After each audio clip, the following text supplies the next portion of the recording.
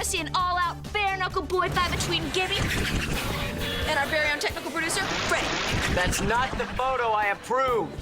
So iCarly is interesting because it's one of the few shows on Earth I've ever known to have 39 episodes in a single season of television. And yeah, we're not including Degrassi, The Next Generation. We're also not including The Sweet Life of Zack and Cody, which were also rarities. I think it's just because the child actors grow up so quickly, you want to film as much as you can while they're young and at their youth. And iCarly was doing exactly that. With 26 episodes in the first season, this 39 episode order just proves that they wanted to get the best ones out there before they canceled the show, or whenever that would be. Mind you, this is before they were like that successful to a point where they just made the episodes downright crazy, like nonsense. 75% of the show pretty much happened within these first 2 seasons. 65 episodes, yeah. But these last 13 of the 3rd season, the final 13, I definitely think are the absolute peak of this show, when they just started getting really hilarious and also still remain in the realm of the iCarly universe,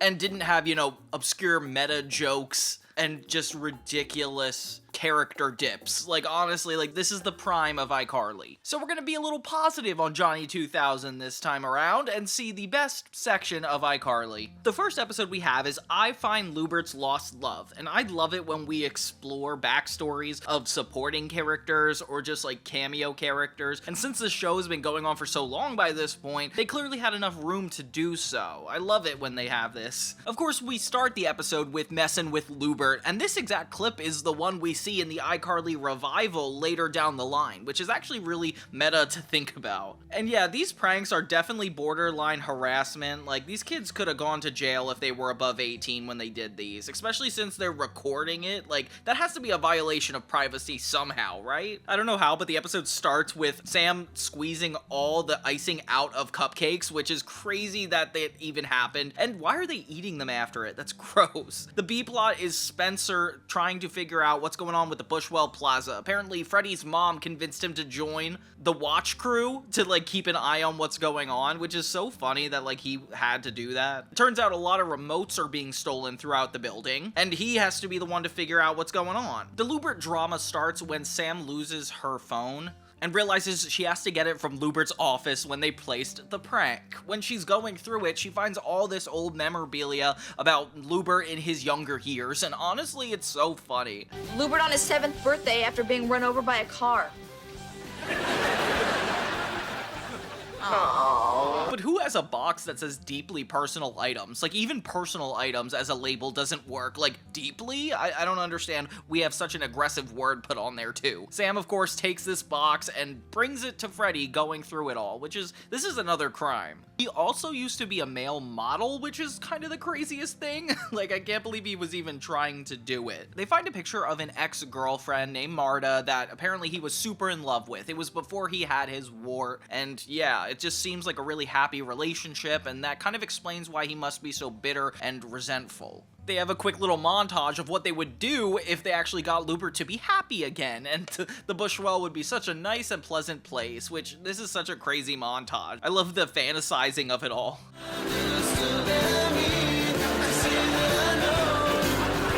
In the B plot, Spencer finds out that the other neighborhood watch guy is Chuck, his mortal enemy from episodes before. Have you met Chuck?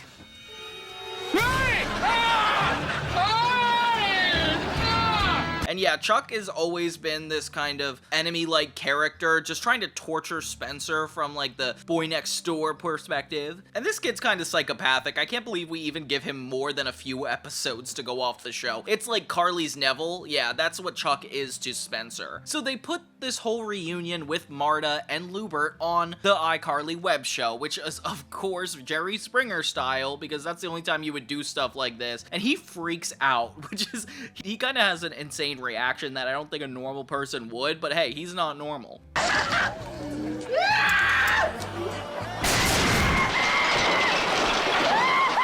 He tells the kids that this is a huge mistake and he tried to get away from her once and it barely worked. This is like 15 minutes into a 22-minute episode, so I'm surprised it took this long to get to the plot. The rest of the episode is all about trying to get rid of this woman. Meanwhile, Chuck and Spencer start hassling some of the residents of the building, and yeah, they find this guy who's got a bunch of fig neuters, which is such a weird play on Fig Newtons. Like, I can't believe they couldn't get the rights to that. And they even harass this man for one box. Turns out this man is just trying to get these around his wife, which is classic writing for the 2000s. Carly, Sam, and Freddie see firsthand how torturous Marta can be, which I agree. Like, I definitely wouldn't have believed Lewbert off the bat that she was a bad person until you see this webcam footage, which again is like, why don't we get rid of these cameras? I don't know why children are able to see what's going on in this grown man's office. That can't be safe. They try to get rid of Marta, tell her like, hey, like, lay off Lewbert, and she is just gone completely defensive and is like, no, I'm not gonna do that. So they actually have to find a way to get rid of this woman. Later, Spencer learns that Chuck is the one taking everybody's remotes, which, by the way, I don't know why they'd be so committed to a remote-related issue. Like, it can't be that dangerous. And him and Spencer end up in a physical altercation once again, as they just have to show us physical comedy with these guys. So crazy. Marta goes full-on crazy, thinking that Carly is trying to hook up with Lewbert, which is disgusting and almost, like, borderline illegal. Like, I can't believe how inappropriate that must be. She tries to attack him, but luckily the police show up for the remote situation anyway, and Lewbert has no problem volunteering himself to go to federal prison just to get away from this woman, which I was not expecting that turn at all, but it's very interesting. This woman also looks a lot like Miss Benson, which is kind of crazy because Miss Benson is also crazy, so like just thinking that he has a type is hilarious. I do feel like this is kind of a lazy ending to an episode, like he just goes to prison. Like, why is that there? It happened in the last 2 minutes anyway, so Marta just goes off on her own, just is continuously crazy. This episode is just all around, like, it's a good time and it's cohesive, but I don't really know what they're trying to say here. The next episode is I Move Out, Season 2, Episode 28, and this one is about Freddie and his mom, and it gets really dramatic really quickly. I don't know who the writers were toward the end of the season, but they really wanted to take this stuff to the next level. It starts with an iCarly webcast, where Gibby's a lot more involved now. Like, I feel like earlier in season 2, he's still not a main character, but this is where he becomes a mainstay, especially in this next set of episodes. They have a paparazzi ambush for these fashionable pets they have on iCarly, and it becomes this whole business for them. They start to sell their services and actually get people to let them make up their animals, which they don't have to have a license for that? Okay. The true nature of the episode is when Miss Benson comes in to critique Freddie on not finishing his asparagus, which Sam films live for everybody. That's super, super awkward and embarrassing. When a big boy eats his vegetables. Don't sing this song! So people start making fun of him at school, and he kind of lashes out on Gibby, which is kind of a funny moment because, like, poor Gibby didn't deserve that. Freddie's mom shows up at the school to show everybody baby pictures of him, which I know that's not the reason she came, but that's what ends up happening. And yeah, this is so embarrassing. So Freddie is pushed to the absolute limit. When you were ready to be born, did I keep you waiting? Yes, you were pregnant with me for 11 months. I wanted to make sure you were done. Meanwhile, their business, Carly, Sam, and Freddie, taking pictures of animals, actually starts getting a lot of traction, and people line up to get their photos. They get the attention of these other pet photographers that take this so seriously and are trying to threaten them to stop their business, which is insane. I don't know why the pet photo industry needs to be this limited. Like, you're in Seattle, Washington. There's definitely a lot of people here that there's enough for both businesses, but whatever. Freddie starts sleeping over Spencer and Carly's house because he's so sick of his mom, and she ends up breaking in just to get earwax out of his ears, which my mom would do that too. I can't believe how related me and Freddie's life is. Ew, Spencer puts his mouth on that thing after it, and that is the disgusting part of this episode that I did not even wish I remembered. But you guys have to remember it because I have to. Carly and Sam return to the iCarly set. Everything is trashed. Turns out these two guys are sending a message, and they actually have cooperation from the police force? Okay. And yeah, this is really scary at this point, especially when legal enforcement gets involved, like when Freddie was being threatened because of his glasses later on. Like it's so interesting. They even have Carl from season 1 when they wrote P on Carl over the highway, which is such a funny gag, and like having him back is just such a random fan service point that I didn't even know they need to have. I don't know why Freddy's shirt saying poodle juice really takes me out of the episode. He ends up moving out on his own into the basement of the Bushwell Plaza. Oh my gosh. So his mom is definitely not in a good mood about this, and both of them have a heated argument in front of Sam and Carly. Meanwhile, we still have this whole pet photography drama going on, and they end up sneaking into the two guys' pet photography studio. Stuart and Ollie! What? They're here! They're coming in! And Sam steals the cat, Harmu, which is insane, so then they start using it as collateral and threatening these guys, which I feel like it's kind of fair because they did it first, but also you can't fight fire with fire. I thought that was supposed to be a lesson we learned growing up. Poor Freddy, not knowing how to go about his life with his mom destroying his boundaries, and this is something I dealt with in the 2000s where it's like parents could just be so overprotective that it just made you so uncomfortable and like made it harder to like survive with your friends. Which is why I like that this is the central plot and not the pet photography. By the end, they manage to keep both businesses and come together when Harmu the cat gets to the side of the building, which is so stressful because I love kitties and like this is really worrisome for me. Spencer ends up getting the cat back, which is great. Love a cat dad out here. And it's all resolving peacefully. Look, Harmu. My face is all vulnerable. I don't think Freddy's mom learned a lesson at all, so I don't know why he agreed to move back in with her, but yeah, whatever. It's just positive, and their relationship can be sweet, but you know what? As he gets older, it's more concerning. At least she's, like, normal in this. Like, in the iCarly reboot, guys, she is insane. But you can check out my reboot retrospective also. So yeah, that was I Move Out. If you've seen my retrospectives before when I covered all the specials from iCarly, you'll notice that I put in iQuit iCarly as one of my favorites. Like, this is such a good special and really manages to encapsulate the heart of the show, the comedy of the show, and the writing of the show in a way that just like makes it look really good. It's treated like a very good special, like with its own logo in the beginning, making me actually committed to how good it's about to be. It follows Carly and Sam going through a friend breakup in the most extreme way possible. They bring on this other group of web stars, Dave and Fleck, who do their own comedy bits, and honestly, it's exactly like iCarly, and I love that they have this like friendly competition between web shows. Like, it kind of reminds me like how YouTubers are and like collabing together. Like, this is an early collab. Their sketches are honestly just as funny as the Carly and Sam sketches, so I don't know why these guys aren't more famous. They get together and they start bonding, which they have so much in common, but they leave Freddy out a lot, which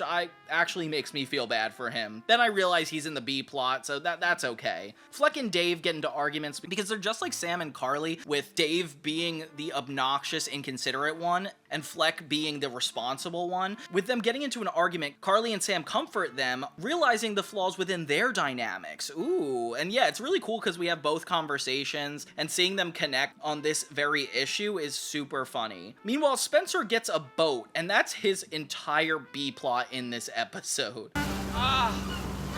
There's nothing like a sunny day on the high seas, captaining a fine nautical boat. Gibby ends up joining him on the boat, and they just deal with a series of complications where they end up going against a gang of other people while they have to sit in the parking lot. And yeah, you can't park your boat in a parking lot. I can't believe Spencer even tries to do this, and it just kind of stays here. Then we get an iCarly webcast where Carly and Sam realize how frustrated they are with each other, and it's a lot of resentment buildup, which I was not expecting at all. Like, they've never had this many differences outside of their personality, or at least they never talked about it, so this is kind of a shocking situation. Maybe someone ought to let it go and stick to the script. Perhaps I would if only a certain hobo had written a better script. Muhaha.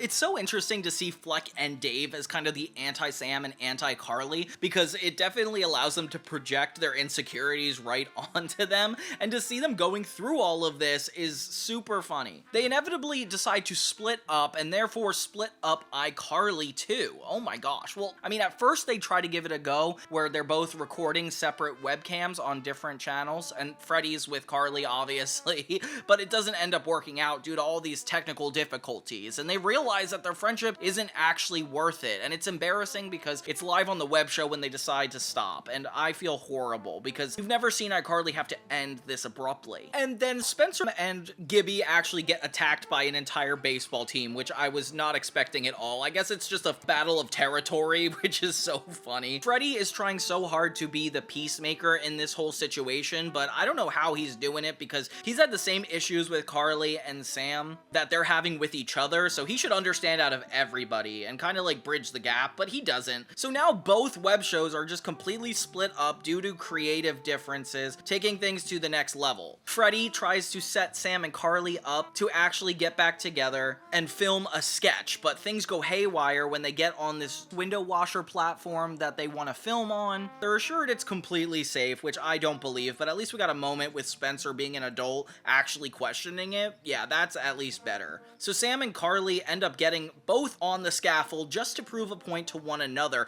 only furthering the conflict. And then eventually Carly finds herself falling for her life, which has a really funny moment where she's just like, why would I fall? Carly, don't let go! Why on earth would I let go?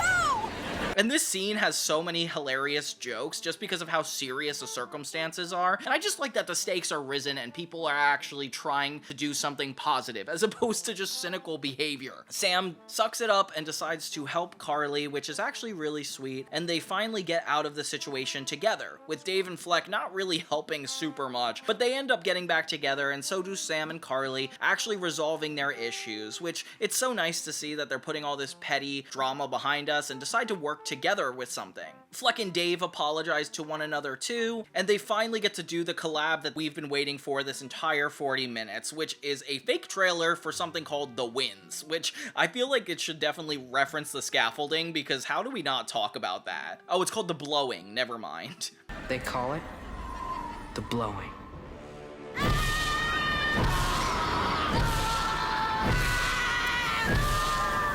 Spencer ends up just getting rid of the boat, and that's how the plot ends, so the fight over territory is pretty quick. And he notices Carly's in danger and actually goes to rescue her, which I definitely have to mention because sometimes his parental focuses can be questionable.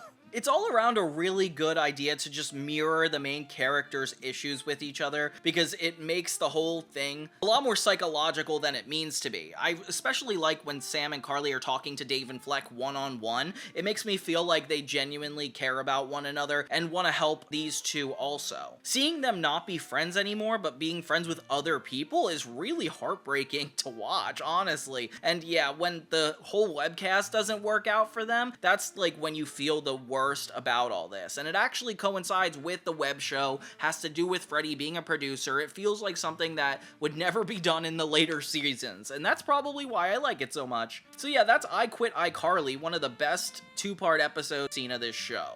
Now we have episode 30, I Saved Your Life, and this one is infamous for being Carly and Freddy's get-together episode, and honestly watching it in retrospect makes me feel really bad for Freddy. There's an extended edition version of this that just contains extra moments that I think are unnecessary to even go over, so we're just gonna go over the normal episode. Fun fact, I actually have the junior novel of this episode when I did like a little retrospective on the Hannah Montana books, and it's so interesting to see everything play out exactly the same, but in narrative and only word form. Like, seeing this episode specifically, since it was Carly and Freddy coded, like, I felt like it was really important and almost dramatic. Like, you don't get the laugh track in your head, so it's more concerning for the two. If anything, you feel bad because this is kind of backtracking on Freddy and Sam's eventual relationship. Like, clearly the show spent a lot more time developing that after these, that like this was almost like a concept that they were trying out. It makes me wonder why they inevitably went with Sam instead of Carly. Like, maybe the dynamic just felt weird, because this is like almost the testing ground for those complicated topics. The B plot in this episode is super unhelpful to the rest of the show. It's just Sam and Spencer having a paintball contest.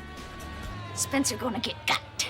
Kind of reminds me of the movie they starred in together, Best Layer from Nickelodeon. Yeah, I didn't even watch it, but it is so funny that they had their own spin-off movie and we couldn't just tie it back to iCarly. Like, that could have been really cool. Carly's getting ready for a webcast dressed as a bunny, which she also does in the reboot. I never realized how many times the reboot references this show until now, but it is pretty cool. Within literally 2 minutes, Freddy is injured in the bed. I knew because I went to the bathroom during this part and came back and I thought I missed a whole episode. Yeah, so it all happens off screen. Apparently, Freddy jumps in front of the car to save Carly's life. You bought a taco? Huh? From the truck that hit Freddy? Well, me starving's not gonna help him. And she is super grateful, and yeah, it's very sweet because, you know, he finally got to show his love for her. It's been a while since we talked about Freddy's crush on Carly. I feel like it was more prominent in the first season, but it became more of like a friend respect type thing. And of course, Spencer has to play with Freddy's feet. Why does this have to happen on the show every time? Carly tells him how grateful she is that he helped her, and it's honestly really sweet and nice that they connected on this front. Meanwhile, the Sam and Spencer plotline isn't afraid to get super funny. Like, a rabbi comes to school and she's super paranoid it might be Spencer. She just even thinks that Gibby might be Spencer, which I don't know how that would happen.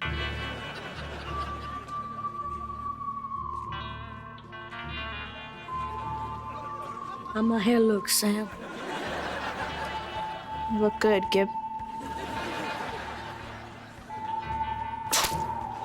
Later, Carly and Freddy actually have a moment together where he falls in the shower and she tries to help him up, and yeah, as romantic as that sounds, that does lead to a kiss in the bedroom, which is inappropriate. If you're under the age of 16 and alone in a bedroom, you'll have a problem, guys. You're not supposed to do that. I can't believe how many times these kids are just left alone. Like, my parents wouldn't let that happen as much as other shows. Freddy's mom walks in as they kiss, and oh my gosh, it's horribly awkward. She causes a huge scene, and yeah, Carly just runs out screaming, which this is actually real teenage life. So the kiss kind of jumpstarts a little bit of a relationship between Carly and Freddy, but they don't actually make it exclusive. They don't say they're dating. They just say that they're in like with each other, I guess. I don't really know. I feel like labels were important at that age, that we would have a problem if nobody established what was going on. Sam has a conversation with Freddy, only making him realize that she doesn't actually like him for who he is, but what he's done. And oh my god, it feels kind of sad, especially considering Sam and Freddy end up together. It almost seems intentional, but I genuinely don't think it is. Spencer ends up in Sam's locker, which is so funny. Here's Spency! Oh! Later, a box comes to the apartment where he is convinced it's her, but it's not. She just comes in last minute on the top of the door, shooting him and winning the game. Oh my gosh, good for her. They have a lot of interesting cinematography for this paintball off between Sam and Spencer, which is so fun. And I like that they mix it up a lot.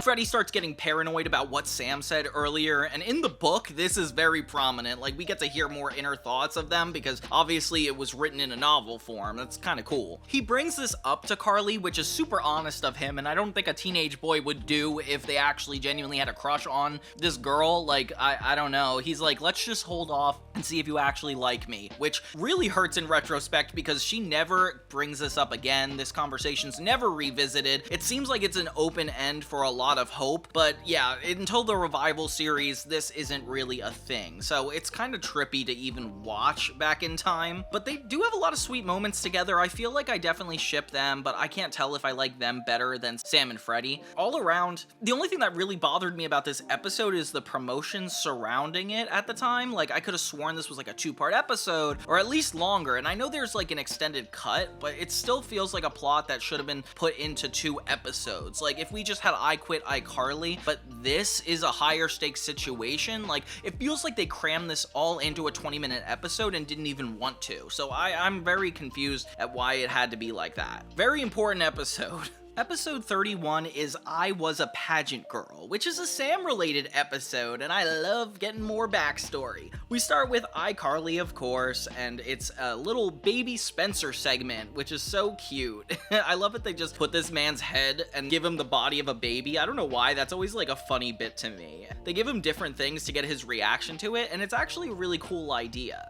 I think this is one of the better iCarly segments on this show. Like, having him just be a part of it is really good. So in the episode, this girl comes on iCarly just to break a block, and we learn that she's actually a beauty pageant girl, and this is one of her talents. Sam ends up having a huge reaction to this, learning that one of the girls that keeps winning is about to win her 100th beauty pageant in a row, which if you guys know anything about beauty pageants, there's definitely no way of fitting 100 pageants in your lifetime because the training that goes into it and how often you can do it, like, that's just not legal or possible. So I don't even know why this girl has such a high record. Because there's this girl, Leanne Carter, who's won 99 pageants in a row, and there's no way I'm gonna beat her.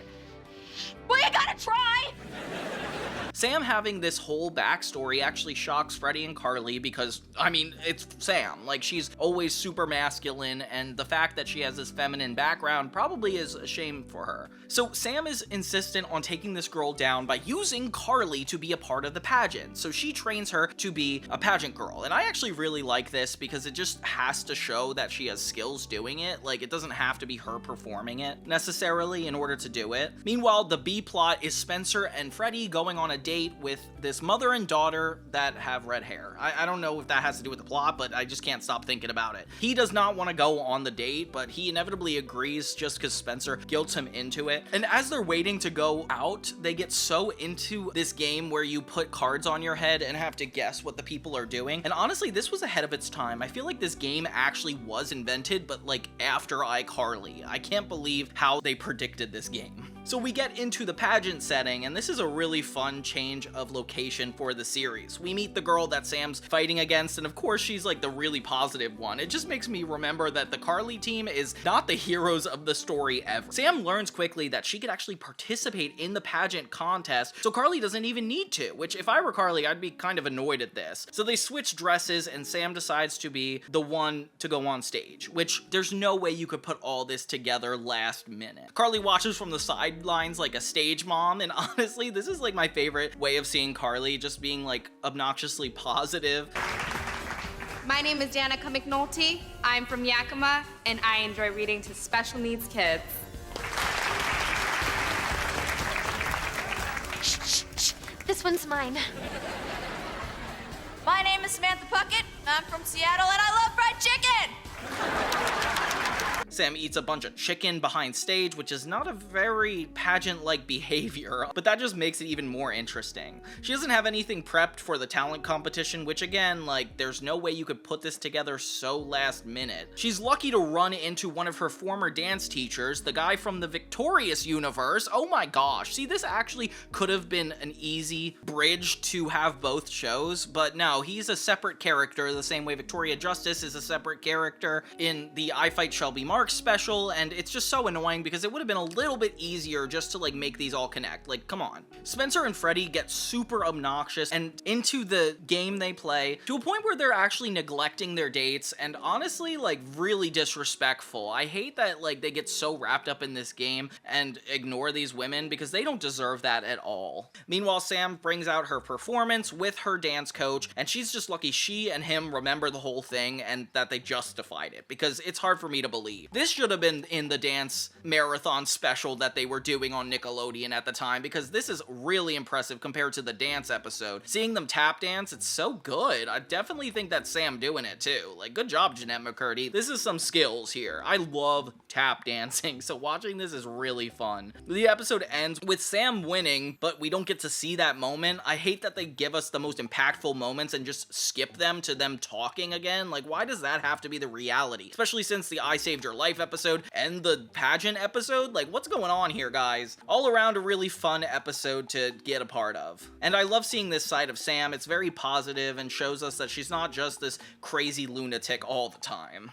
What do you say we all work together to end world hunger? For the children!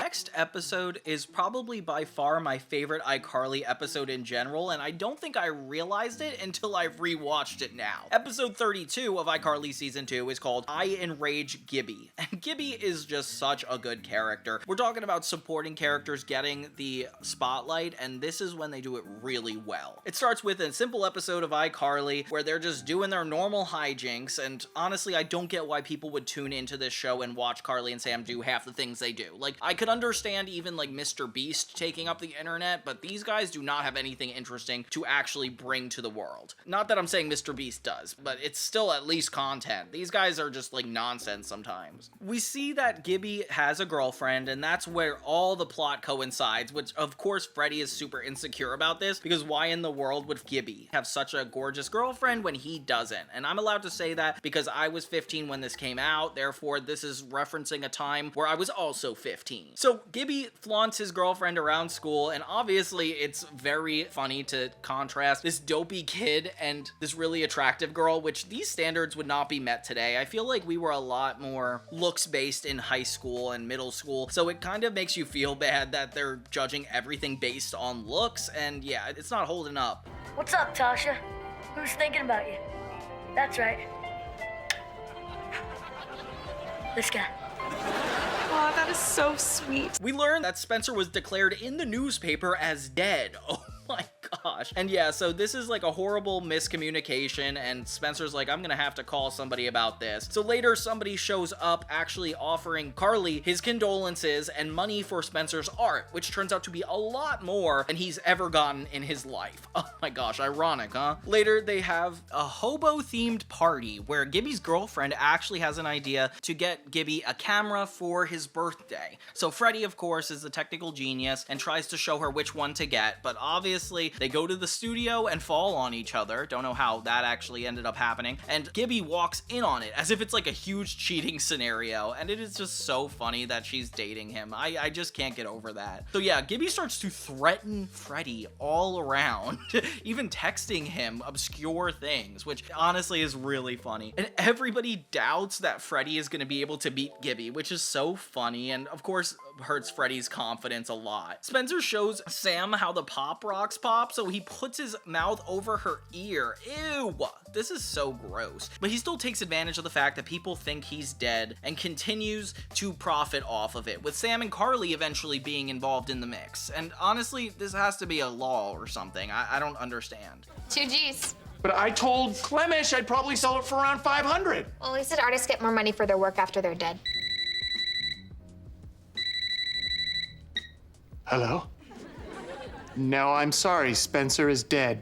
So Gibby does not let up, even threatening him further. And Spencer can't keep his being alive a secret for much longer, so he decides to come clean when one of his exes show up to the apartment, and he's like, I'm alive! And it gives this girl a traumatic heart attack. I can't even believe how off-put I would be if I saw this happening. Like, I don't know how she deals with it, but yeah, not a good idea, Spencer. They decide to have Gibby and Freddy's fight on the webcast, which is even funnier, and Freddy is not excited for it. It's gonna be humiliating, especially since Gibby is training throughout the whole episode to make this happen. It's just so funny. Of course, every kid likes a good fight, and they have to be all in on this, with Gibby taking on Freddy right as they begin. Luckily, last minute, they're able to find a webcam tape of what actually happened in the room, so Gibby actually can forgive him, and okay, that's actually really good. So the miscommunication ends, and Gibby feels really bad about himself because the truth comes out, and yeah, turns out all of this was for nothing. All those graphics showing Freddy and Gibby's fight are out of the way, and I love the graphics. Yeah, iEnrage Gibby just does such a good job at balancing Spencer's death and Gibby's intimidation tactics, and I just love ramping up for a fight between Freddy and Gibby. Like, it just feels like a huge situation. I don't know why they had to have a hobo party though. Like, what is a theme of being a hobo? Like,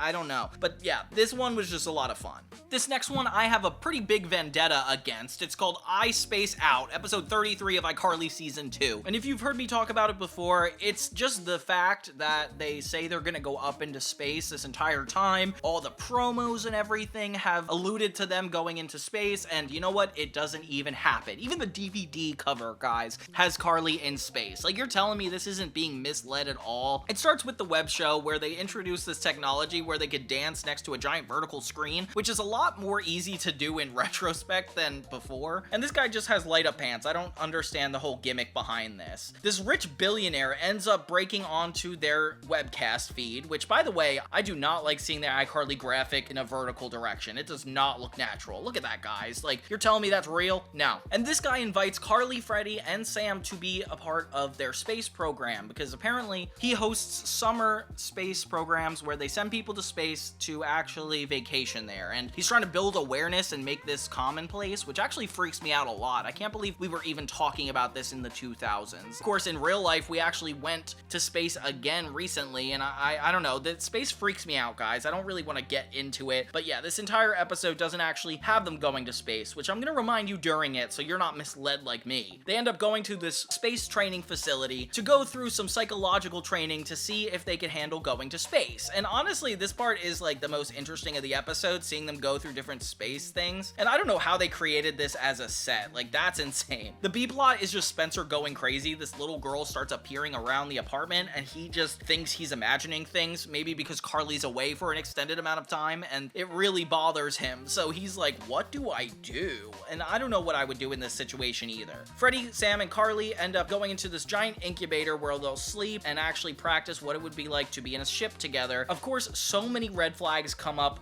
really quickly, with Sam and Freddie getting into an argument, them trying to film iCarly. Like, there's just a lot that goes wrong, and you could tell these kids are not ready for space. Do not send kids up into space. That's just the moral of the story for me. iCarly is brought to you by... No, you're squishing my gallbladder! Astros. Powdered nuts. The best nuts in the galaxy or something. Spencer ends up getting a therapist to go over why he keeps seeing a little girl, and honestly, like, I feel bad for this guy. He's being gaslit this entire episode. But then again, so is the audience, thinking that Carly, Sam, and Freddie are going to space, when really they're just in this bunker. And then we get introduced to Carly's fear of claustrophobia, where she can't be in an enclosed space, which actually comes up again in the future. I don't know why it took 60 episodes to even get to this point, but okay. Calm down, take a deep breath, all right? So yeah, we learned that they can't actually go to space because they are not built to handle it, which is really embarrassing because they announced it on their web show they'd be doing it. So aren't you gonna have to announce later that you're not doing it? I don't know. We just kind of ignore this fact. Carly actually broke the space simulator, which is insane that she's that powerful. I can't believe this even had to happen. I wish this at least was introduced slightly earlier in the episode where we could show that this is relevant. Like, storytelling wise, it just feels a little bit random and out of the blue for her to have that fear. But hey, at least they continue it for the rest of the show, so I guess that's a cover up. Whatever. Not fair, guys. But yeah, were you guys ever upset with the iSpace Out special? Because if you were watching Nickelodeon in the 2000s, you definitely thought this was going to happen. And yeah, despite my fear of space, I think this is a really fun episode. In the last couple episodes, we have a pretty good rhythm where we have an episode about one of the main cast and then an episode about the supporting cast. And honestly, this is a little bit of both, where Carly and Sam get involved in another famous figure, the same way they got involved the famous cooking guy, and now they're getting involved with a pop star, which is kind of like a crazy parody of Britney Spears. It's iFix a Pop Star Season 2, Episode 34, and this one is just all around really good. This definitely gives me like Victorious vibes. It feels like this would have been a good premise for those two shows coming together, but nope, we got iParty with Victorious instead. So we're not gonna harp on that for too long. They have the Statue of Gibberty to start off, and honestly, this is a really good, sometimes they have some good web show ideas. It's not often, but sometimes they do. They have a bunch of little kids coming to beat him up, and I don't know how they got these child actors to do this. And I'm talking about in the world of iCarly, at least. Like, how did they find kids? Did they know somebody's brother? Like, they don't seem to interact with a lot of younger people. We meet Ginger Fox, which is the celebrity, and she is just going overboard with how much of a diva she is. Almost like making fun of who I think is Britney Spears. Like, who else could they be mocking? Apparently they don't even trust her with scissors, this psychopath. Meanwhile, Spencer's whole plot is he keeps seeing Gibby and Gibby's mom. Yeah, he's dating Gibby's mom.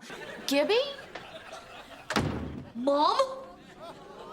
Oh my God. And can't unsee Gibby, and this gets disturbing more and more throughout the episode, eventually even leading to him looking like Carly to her. Oh my gosh, but let's take a break on that for now. Sam and Carly agree to help Ginger Fox to do a live web show. Because of the music video they made for another pop star earlier in the season, they're tasked with creating a new one for Ginger Fox, which is actually pretty interesting. She ends up being way more trouble than she's worth, of course, and causing so many problems on set. And I'm saying, like, not even finishing the choreography, like, she is not worth all the trouble she's causing. Even having armpit hair in some of the shots. Ew, what the heck? You may be thinking that, like, hey, they could just get out of this, it's just a music video, right? But that's when they actually have a newscaster come on and interview Freddie, Sam, and Carly, saying that they're gonna be the ones responsible for her comeback if it works or doesn't. And oh my god, a lot of pressure is placed here and now. So they actually have to get away with this.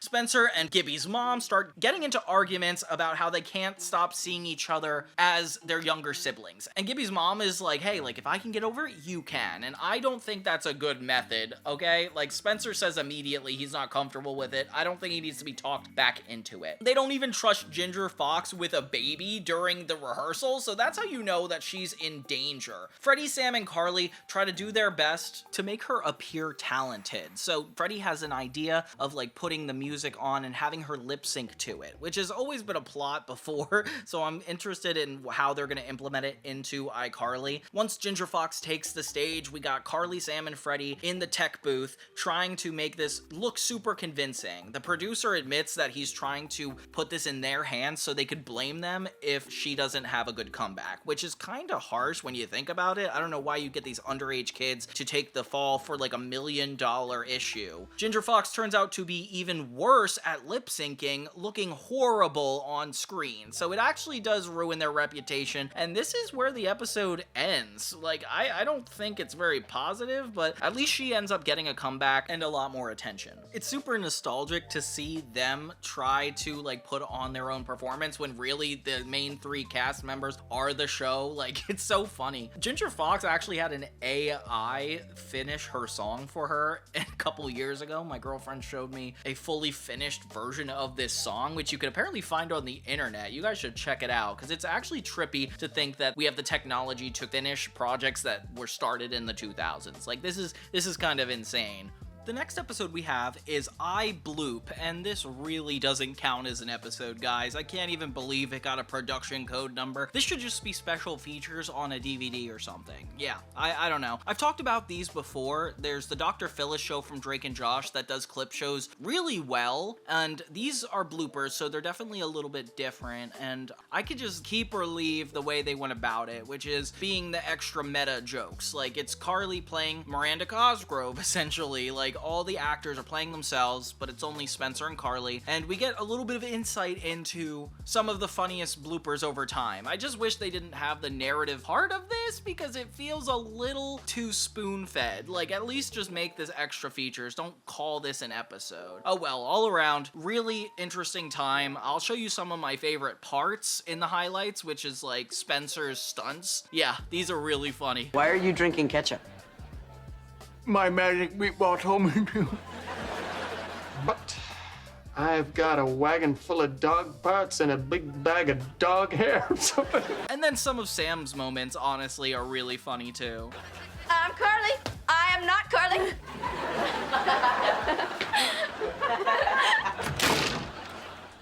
Open the door! Yeah. What? Oh no! Our TV.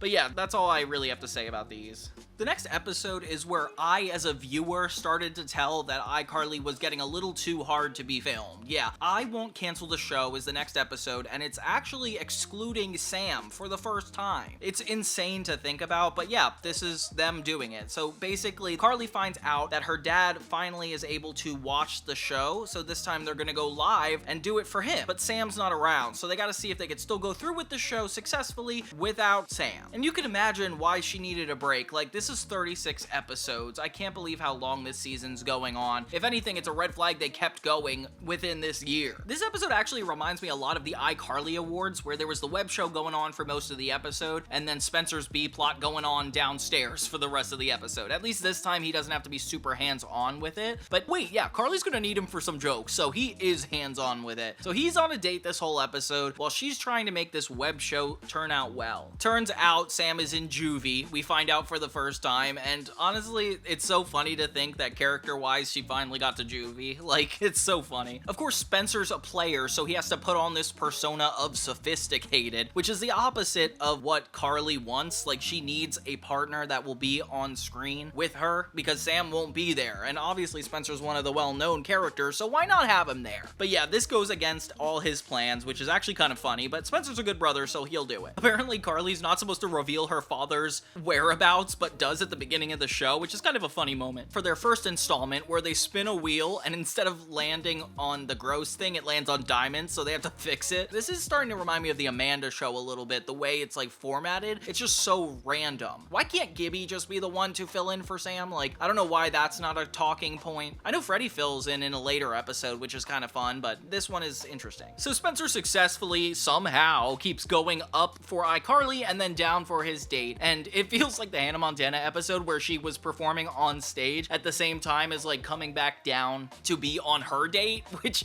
that was a little more catastrophic, but this one is just funny. So after a bunch of stalling, Gibby gets super tired of brushing his teeth with mustard, which I would too. It's gross, but also funny that like Gibby literally is handling the show all by himself. Like, give this boy some credit. He's doing some miracle work right now. Fiduciary. We have Spencer instead of Sam for the cowgirl who thinks mustache is a squirrel bit, which I never really thought was funny, but okay. And he's the one in it this time. Oh my god, this is starting to feel a lot more like the vibe of the reboot, just because, you know, like, it's only starring Freddie, Spencer, and Carly, so that's like 100% what the vibe is here too. Eventually, Spencer is busted, though it does take like a lot of time, like more time than you would expect. When I saw him come down with the mustache, that's when I would have been suspicious as the girl, but you know, whatever. What is going on here? Baby was worried this would happen. I think Gibby comes down without a shirt on too, which is a dead giveaway. I don't know why we're not talking about that, but yeah. She comes in just in time to see them do Baby Spencer, which is one of my favorite bits on the show, and of course the funniest one for her to walk in on. And Freddie dressed as like this proper schoolboy. I don't know why. Him being in it definitely makes me laugh a lot. And yeah, so they have a huge confrontation live on iCarly, and it doesn't really feel all catastrophic or like something's gonna get ruined because of it. If anything, it's more just like, I can't wait to see her reaction. Given all the fame iCarly has received before, it's kind of confusing that this woman doesn't know what iCarly is. Like, they've talked about it multiple times, and I get it. I feel like writing wise, they're just like trying to make her so sophisticated she would have never heard of that, but it's not like she never heard of the internet, right? Yeah, the episode doesn't really end on a positive or negative note. It just kind of ends, and that's the beginning of a trend that you'll see for a lot of iCarly as we go on. But yeah, this one all around is a lot of fun. I like that we have a Samless episode and seeing how it works, especially when you have over 100 episodes in a TV show. Like, you definitely want a nice experimental related episode. Also, the fact that this takes place over the course of a single night is unique in its own right. Like, they did that with the Saturday Night Live first episode movie, and that was kind of a cool hit in the theaters, so why can't iCarly do it? Yeah, that was fun.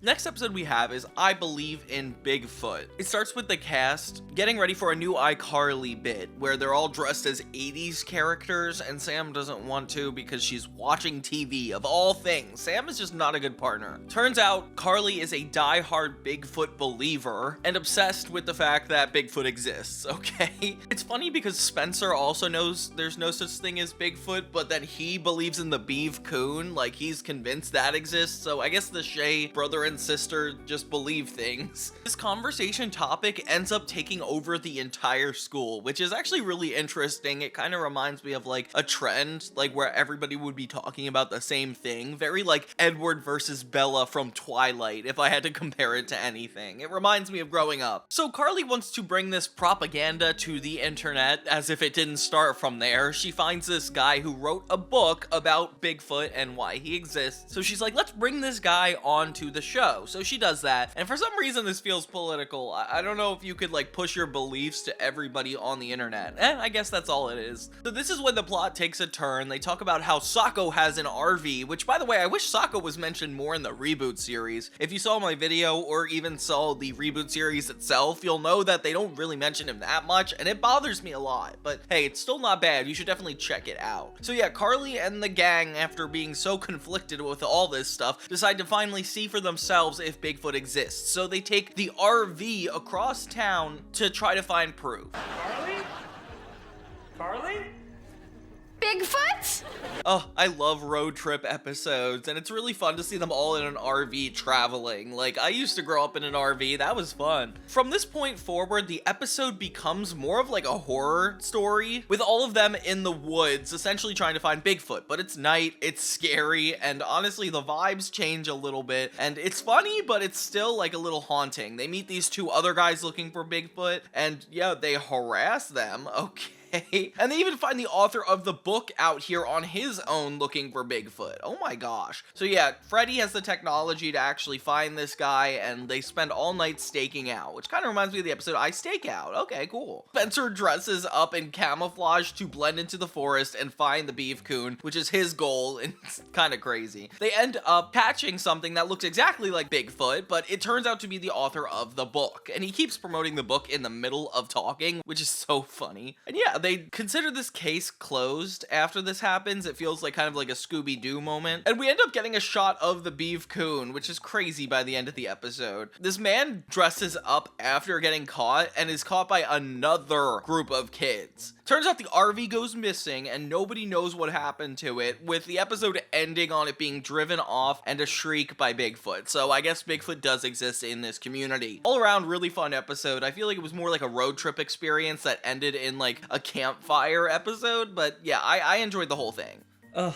iPsycho, you gotta admit, it's the end of an era. This is like the very tail end of iCarly being good. Season 2, episode literally 38. Yeah, there's 39 episodes in the second season of iCarly. And thank God it's this long, because these are the best episodes. The plot is that the main cast is going to go to Webicon, this convention that hosts web shows, and it's probably for publicity. It's like a Comic-Con idea. I like that. That's a fun concept. So the crew is like getting together to head to this Comic-Con. They learn about this sad, lonely girl named Nora through like a submitted video to them saying that she knows they're going to be at Webicon and to come to her house. She lives 15 minutes away, which is interesting. I'd love to be there for that Uber ride, honestly. So when they head out to wherever it is this convention is, she visits Nora Dershowitz. So yeah, then we see this like nice colonial-like home. Kind of reminds me of a place in the streets of New Jersey where I'm from. That's definitely like a house in the suburbs. And the kids all have a party at her house. Yay! It's sweet because this girl apparently has like no friends or anybody that wants to spend time with her. Like even her parents like leave the house just to not be with her. It's really, really depressing. And obviously iCarly looks like the heroes of the situation. They're like, let's actually do a web show here at your party, get people to actually show up, and yeah, it happens, leading to the best night of Nora's life. Yeah, for the first time, she's getting attention from people at her school, and she has no care that it's the most shallow affection ever. It's like the most surface level, like, people liking you type drama. I don't know what to call it. Trina's in it for some reason. I'm not sure if the actress was just like there that day, wanted to come to set, because they do give her speaking lines, and it sounds like they go to the same school. So yeah, iCarly, iParty with Victorious is gonna be interesting when we get to that. The B plot is another Spencer and Gibby plot, which is like, why does this this need to go on? I bet like 10, 12 minutes of this whole episode is just them doing nothing. I wonder if we cut out all the iPsycho parts and only saw the Spencer and Gibby parts of this episode. That would be interesting. But imagine how empty it would be. Like, they're not doing anything. It is funny though watching Spencer attempt to do like primarily masculine related activities, like fix this hole in his wall, but only makes it worse and worse, showing that like he is not capable of being an adult. Kind of a sad reality to his character. He doesn't really try to change it, but I guess we're just gonna move on from that. But I want to do camp stuff. We slept in a tent last night. Huh, that's not a tent. That's a bunch of garbage and duct tape. You slept like a bunny. Nora ends up keeping iCarly captive because obviously they want to go home, they want to go to Webicon, but she kidnaps them and locks them in the recording studio of her parents' basement. And it gets really scary really fast. Like, this is a real world issue of like, this could possibly happen to somebody. Like, that's scary. Like, that's why mental health is really important. I said, why'd you close the door? Oh, because I can't let you leave. So Carly, Sam, and Freddy send a really ominous code in the form of a video to Gibby asking for help. And they're like every fourth word, and it's like the most complicated thing. I don't know how Gibby picked up on this. I would not have picked up on this. If my friend sent a video like this to me, I would have just blocked them. Every fourth. Word. Every fourth. Word. Every fourth word. No, I'm just kidding. I wouldn't do that to my friends. So yeah, Gibby basically pieces it all together, goes to Nora's house, assaults her in her own home. Wait, okay, hold on. Okay, so yeah, Gibby kind of breaks in. Sure, we know that the people are actually like locked in the basement, so he's in the right here. Are you sure they're not here? Yes, there's no one in my basement. I didn't say anything about your basement. But does Gibby and this girl really need to fight like this? Like, it is so depressing watching kids fight. I don't know why they decided this had to be on Nickelodeon. These two, like, teenagers fighting. And Gibby taking off his shirt at the end. Okay, it's funny, it's iconic, but, like, why? I don't like this at all, the way this is looking. It's so crazy to think about, like, would TV shows about teens really be about this?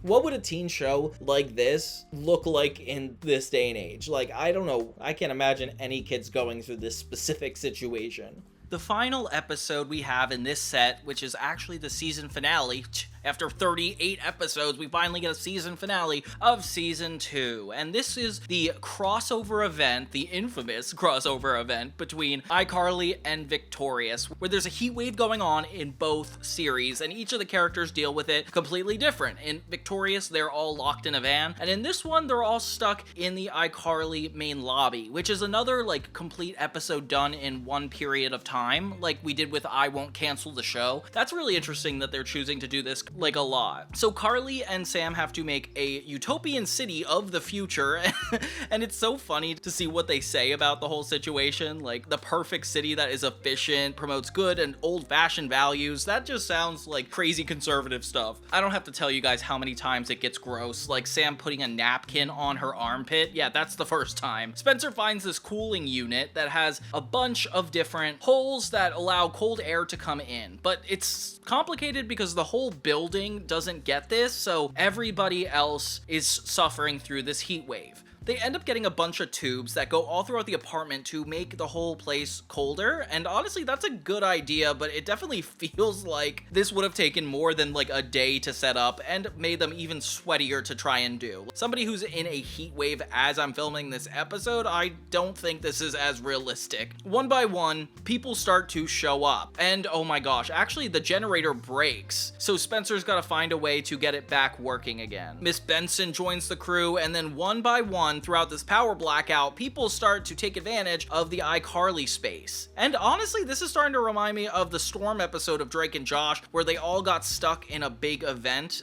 That's just like what's happening here. Freddy brings a girl he's trying to impress that is ridiculously too tall for him, which is so funny because, you know, when you're going through puberty as a guy, it's so hard to find a girl that is like your height. Like even that, yeah, I'm even worried about that today. I'm 5'6" and I'm trying to find it. Miss Benson brings in a bunch of old people who just cause more and more ruckus, and it's just comedic beat after comedic beat. When temperatures get too high, the elderly will start to die. Wow, that's a creepy rhyme. Even Chuck shows up eventually, which, as you can remember, Spencer and him have a lot of tension, but since there's an attractive girl, he lets him stay. Not a lot escalates, it's just everybody getting more and more frustrated. And we get to see a lot of characters come back that, like, were barely in the show to begin with eventually a bunch of randos showing up too. So it feels like one of those house party episodes. With even Griffin making an appearance? I don't know why he's here. This is so random, an ex-boyfriend. But yeah, he's here with his Pee-wee babies and he needs to keep them safe, which, what? Yeah, okay, I'm not gonna comment on that. Even the iCarly studio is messed up and Sam is forcing people to work for her to earn the cold air. And why old people?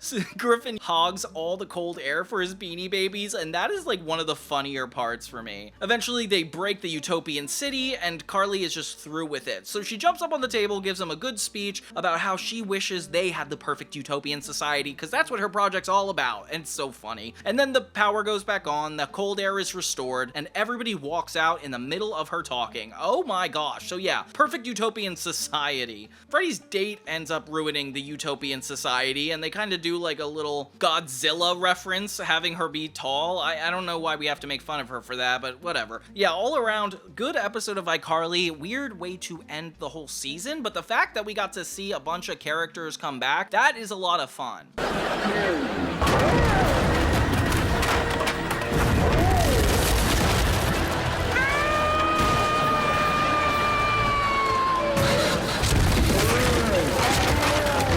All around, like, these set of episodes just take iCarly to a whole new level without going too far, like I would say the rest of the series goes. Definitely one of the most enjoyable experiences I've had with iCarly, and I'm just happy you guys got to experience that with me, because I am just bagging on the show a lot of the time, and actually, yeah, I bagged on a little bit more, but whatever. This is just the most fun I think iCarly has ever gotten. Thank you guys so much for enjoying this with me, and if you want more iCarly videos, yeah, you're getting them, and if you don't, you're screwed because I'm making them. Thank you guys so much for watching and have a great day.